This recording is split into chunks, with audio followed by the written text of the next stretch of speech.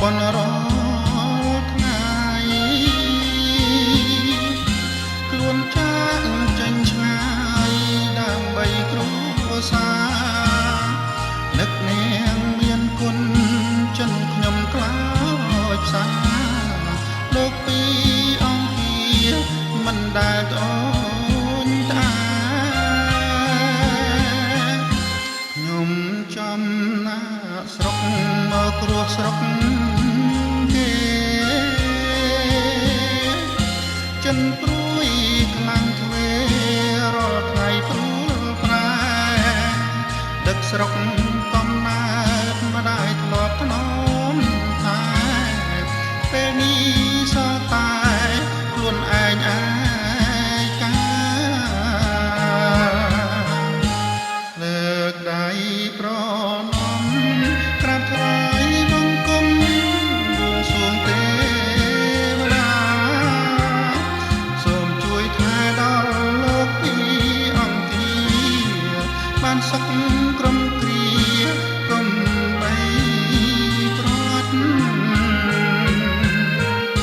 ច្រើនឆ្នាំឆ្ងាយស្រុករលឹកណាស់គោក្របីស្រែក្លំតែមូលមាត់ប្រលឹមស្វាងរះពពើក្រ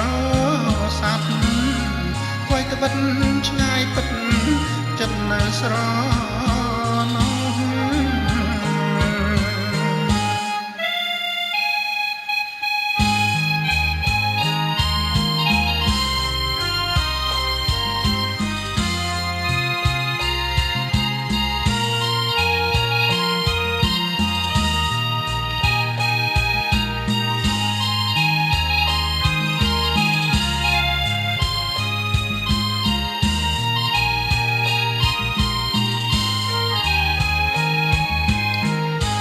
លើកដៃប្រ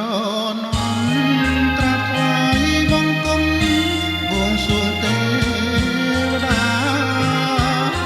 សូមជួយថែដល់លោកពីអង្គាបានសុខក្រំគ្រា